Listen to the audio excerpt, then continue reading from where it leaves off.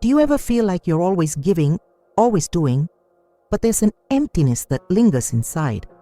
You put everyone else first, yet something inside you feels unfulfilled.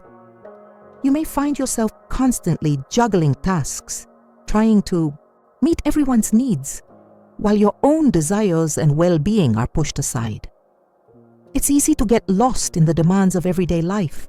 Maybe you're a mother, a partner, a friend, or a colleague, always trying to do more, give more, and be more.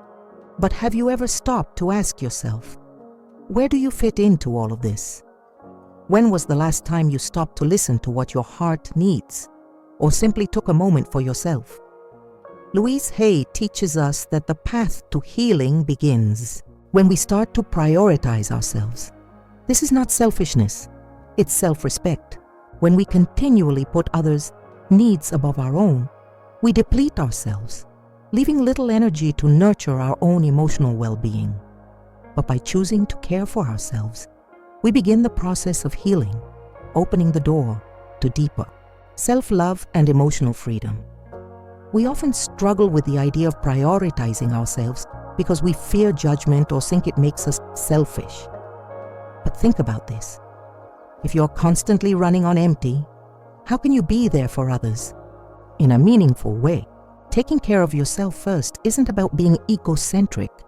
It's about filling your own cup so that you can pour into others without losing your own sense of peace. When you choose to prioritize your well-being, your life begins to change in small, powerful ways. You start to feel more centered, more connected to your true self. Your relationships become healthier, your decisions become clearer, and your emotional health strengthens.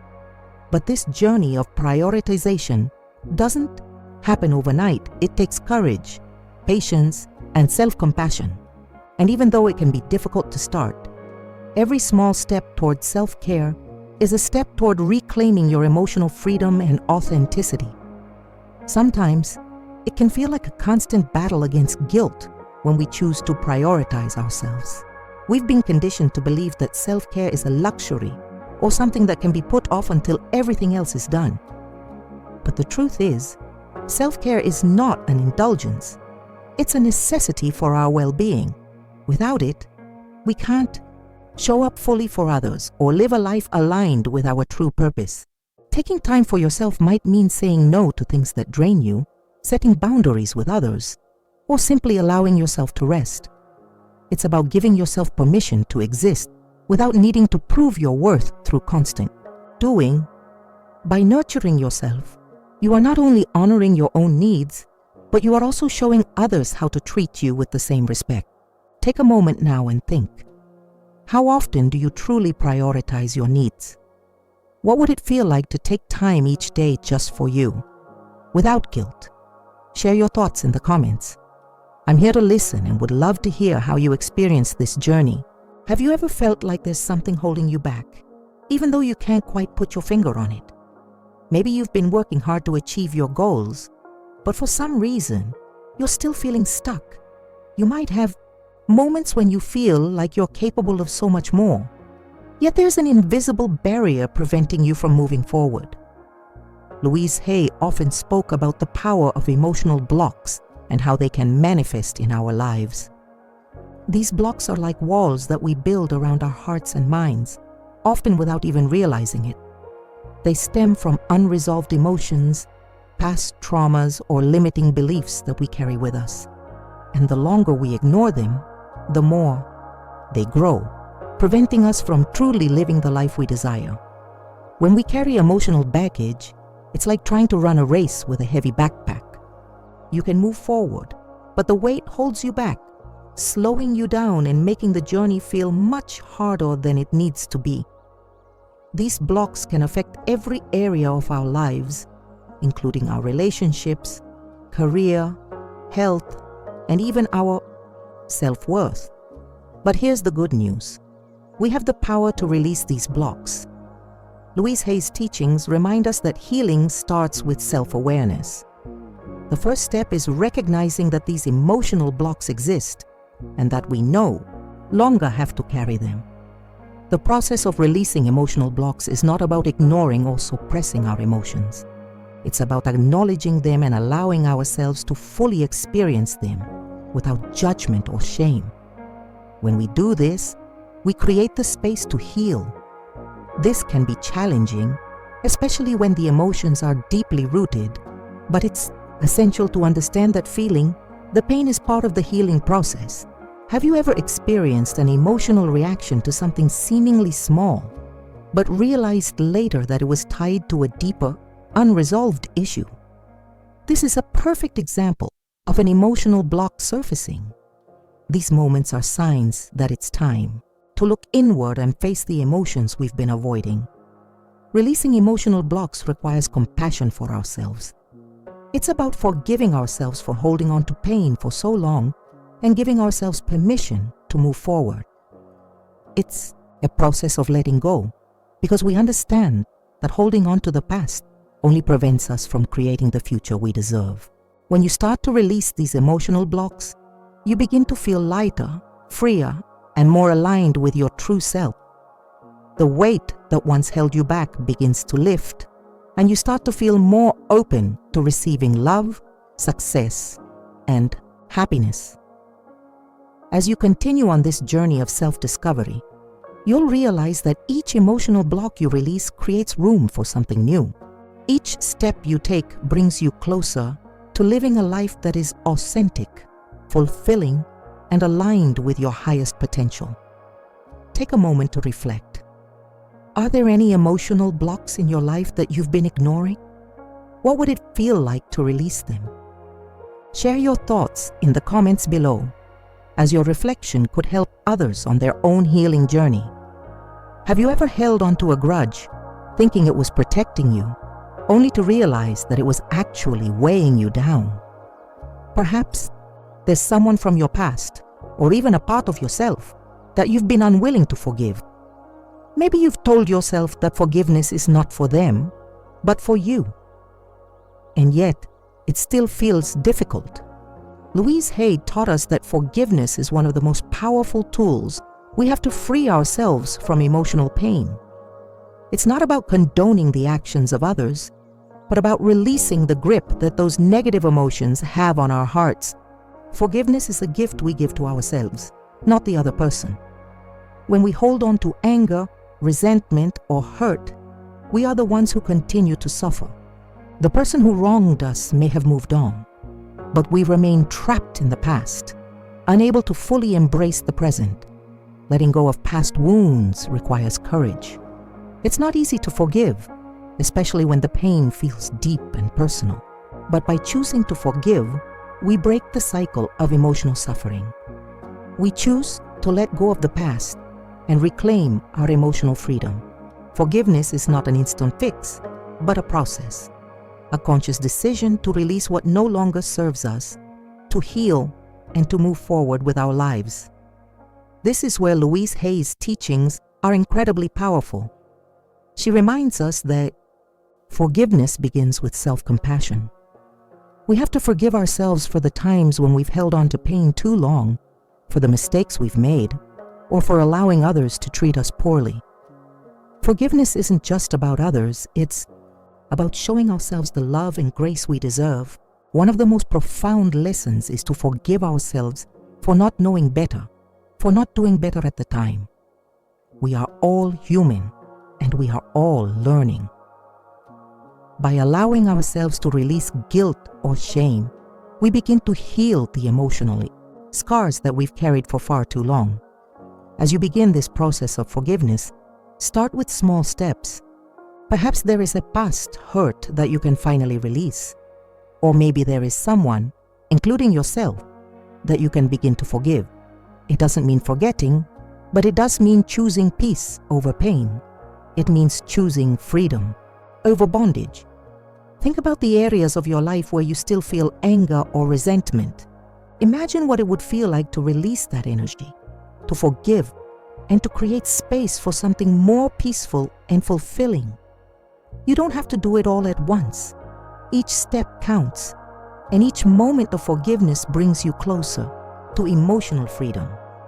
Take a moment to reflect. What do you need to forgive in your life? What is holding you back from embracing true peace?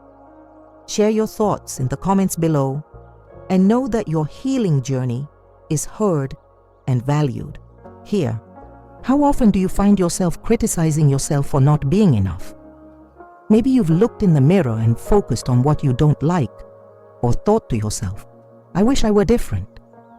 It's easy to be hard on ourselves in a world that constantly tells us we need to be more successful, more beautiful, more accomplished. But what if the key to unlocking your potential lies in embracing who you already are, just as you are? Louise Hay taught us that self-love is the foundation of everything. It's the root from which all healing grows. Without self-love, we can't fully heal or experience the happiness and peace we deserve. It's not about being perfect. It's about accepting ourselves, flaws and all, and realizing that we are worthy of love, compassion, and respect, no matter what. Self-love isn't a destination, it's a practice. It's something you choose every day, in the small moments and the big ones. It's about being gentle with yourself, especially when you make mistakes. It's about speaking to yourself kindly, just as you would to a dear friend.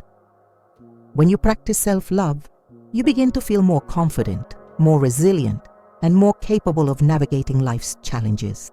So, what does self-love look like? It starts with understanding that you are worthy of taking care of yourself, emotionally, physically, and mentally.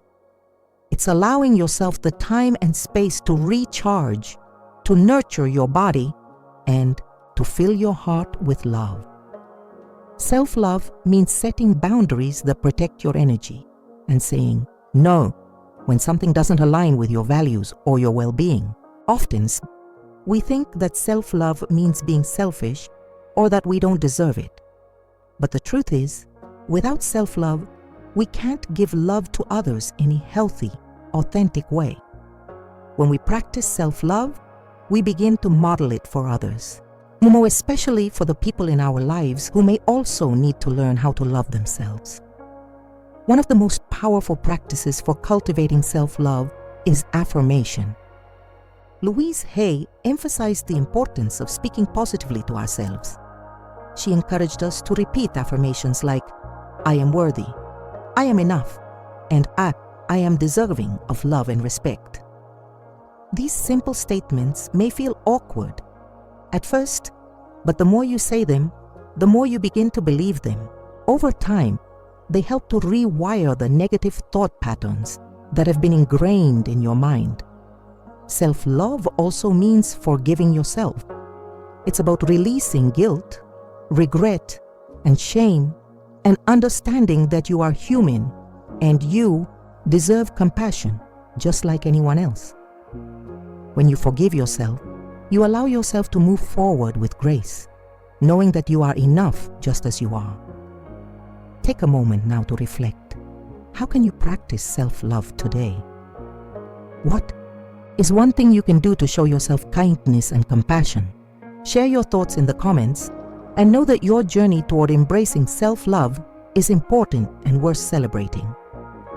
How often do you say yes when you really want to say no? How many times have you put others' needs before your own, even though you were already stretched thin? Saying yes to others can feel good in the moment, but over time, it can drain you emotionally and physically. This is especially true when you're constantly saying yes at the expense of your own well-being. Louise Hay emphasized the power of saying no as a form of self-care. She taught us that setting boundaries is a crucial part of maintaining our emotional health. Saying no doesn't make you a bad person. In fact, it makes you a person who values and respects their own time and energy. It's an act of self-respect and self-love. When we fail to set boundaries, we can easily become overwhelmed. We end up saying yes to things that don't align with our values, things that drain us, or things that simply don't serve us anymore. Over time, this can lead to burnout, resentment, and a loss of personal power. Learning to say no can be difficult, especially if you've been conditioned to be the people pleaser. You might worry that saying no will disappoint others, or you might fear rejection or conflict. But here's the truth. Saying no is actually a form of self-empowerment. It's about recognizing your limits and protecting your energy. Boundaries are not walls. They're guidelines for how you want to be treated. They're about teaching others how to treat you with respect and ensuring that you honor your own needs. When you say no, you're telling yourself that you matter, that your time and energy are valuable. Setting boundaries also allows you to focus on what truly matters to you. It helps you prioritize your own well-being, your passions, and your goals. When you stop saying yes to everything, you open up space in your life for what's important, your dreams, your growth, and your happiness. It's important to remember that saying no is not selfish. It's a necessary part of taking care of yourself. If you constantly give in to the demands of others, you risk losing touch with your true desires and your personal boundaries. Saying no is about reclaiming your personal power and honoring your needs. It's also essential to understand that saying no does not have to come from a place of anger or frustration. It can be done with kindness, compassion, and respect for both yourself and others. When you say no gently and with confidence, you teach others that your boundaries are important, and you create a healthier, more balanced environment for everyone involved. When you learn to say no with kindness and confidence, you not only protect your own well-being, but also teach others to respect your boundaries.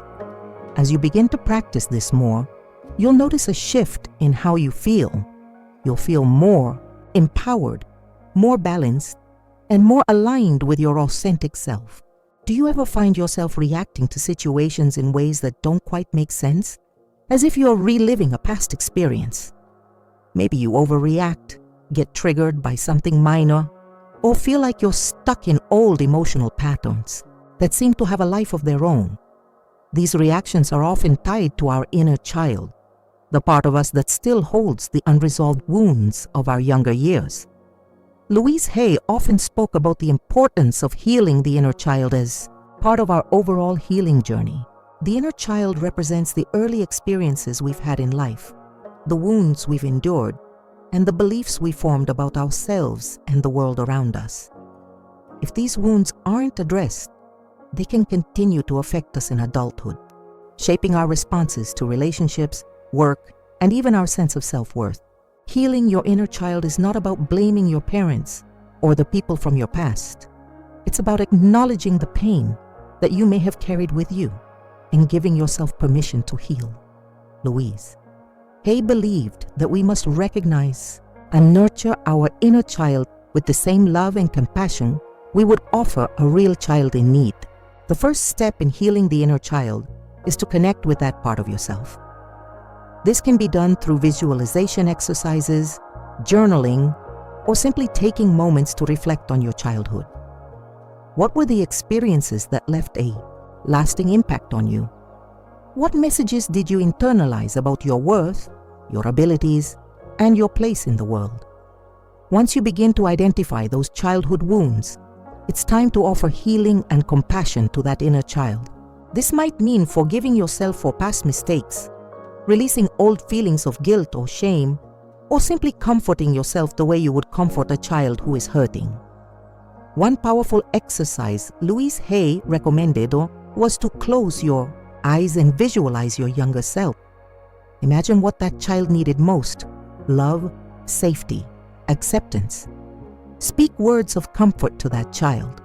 Tell them that they are worthy of love, that they are safe, and that they have always been enough.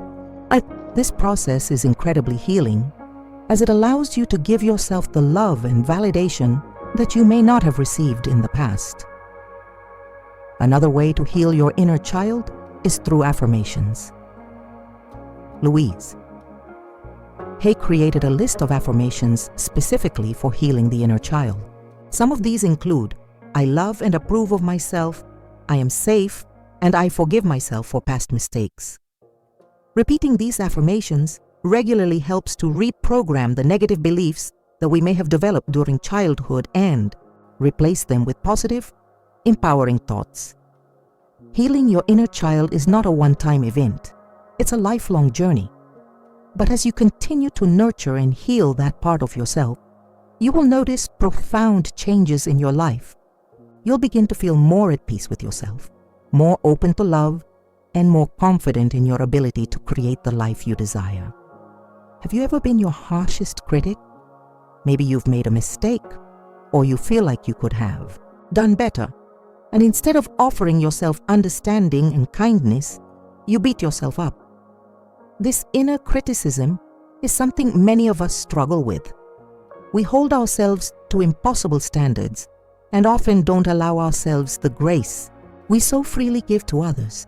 Louise Hay taught us that self-compassion is one of the most important things we can practice. Without compassion for ourselves, it becomes almost impossible to heal or grow. We can't move forward with a sense of peace if we're constantly battling ourselves in our minds. When we treat ourselves with kindness and understanding, we create a space where true healing can begin. Self-compassion means accepting ourselves, flaws and all. It's about recognizing that we are human, and humans make mistakes. We may not always be perfect, and that's okay. The truth is, it's not our mistakes that define us, but how we respond to them. When we approach our mistakes with compassion, we create an opportunity to learn and grow. We allow ourselves to heal and to move forward with a sense of worth, rather than staying stuck in guilt or shame. It's easy to be hard on ourselves. We live in a world that values perfection, that tells us we need to be better, do more, and achieve more. But in this pursuit of perfection, we can easily forget the importance of self-compassion. Self-compassion is not about being complacent or making excuses for ourselves. It's about offering the same kindness and understanding that we would offer to a friend or loved one. One of the ways we can practice self-compassion is by changing our inner dialogue. When we catch ourselves thinking negatively about ourselves, we can gently remind ourselves that we deserve the same compassion we would show others. We can say things like, "It's okay to make mistakes," or "I am doing the best I can," or even "I am worthy of love and kindness just as I am." Another way to practice self-compassion is through self-care. Louise Hay believed that taking care of ourselves, both physically and emotionally, is an act of self-compassion. It's about recognizing that we deserve to rest, to nourish our bodies, and to take time for ourselves. Whether it's a moment of quiet reflection, a relaxing bath, or simply saying no to things that drain our energy. Self-care is an essential part of being compassionate with ourselves. Self-compassion is also about forgiving ourselves. Many of us hold on to past mistakes or things we wish we had done differently, but forgiveness is key to moving forward. Louise Hay taught us that forgiveness is not about condoning what happened, but about releasing ourselves from the grip of guilt and shame. When we forgive ourselves, we free ourselves to heal and grow. Take a moment now to reflect. How can you show yourself more compassion today? What is one small act of kindness you can offer yourself? Start with small steps and know that practicing self-compassion will have a profound effect on your emotional and physical well-being. Have you ever felt like you were living someone else's life? Maybe you've spent years trying to meet the expectations of others, whether it's your family, your friends, or society. You may have found yourself sacrificing your true desires and needs to fit into a mold that doesn't truly reflect who you are. Over time, this can leave you feeling disconnected from your true self, as if you're wearing a mask to please others, while your inner light fades. Louise Hay believed that the key to living a fulfilling and meaningful life is embracing our authenticity. We all have a unique essence, a true self that is worthy of being expressed in the world. But to access this authenticity, we must let go of the fear of judgment and the need for approval. We must stop pretending to be someone we are not, and instead honor who we really are with all our quirks, flaws, and dreams. Authenticity means showing up as your true self without hiding or altering who you are to fit in. It's about being honest with yourself and others, about expressing your feelings, thoughts, and desires, even when they might be different from what others expect. Embracing authenticity requires courage. It means stepping out of your comfort zone and trusting that the world will meet you with love and acceptance, even if you're different. When we live authentically, we experience greater peace and fulfillment. We no longer feel the need to prove our worth because we already know that we are enough. We understand that our value isn't based on external validation, but on the truth of who we are inside. Living authentically brings clarity and purpose as we align our actions with our values and desires. We no longer waste energy trying to meet the expectations of others. Instead, we use that energy to pursue what truly brings us joy and meaning. This process of embracing authenticity also involves releasing the fear of failure. Many of us fear that if we show our true selves, we will be rejected or criticized. But the truth is, the more authentic we become, the more we attract the people and experiences that are aligned with our true selves. When we embrace who we are, we open ourselves to deeper connections and opportunities that reflect our inner truth. Louise Hay taught us that self-acceptance is the foundation of authenticity. When we accept ourselves fully, we stop comparing ourselves to others and realize that we are unique and worthy just as we are. We stop trying to be perfect, and instead, we embrace our imperfections as part of our beauty. Take a moment to reflect. Are there any areas of your life where you are not being true to yourself? What would it feel like to embrace your authenticity and live in alignment with who you truly are? Share your thoughts in the comments below, as your insights can inspire others on their own journey to authenticity.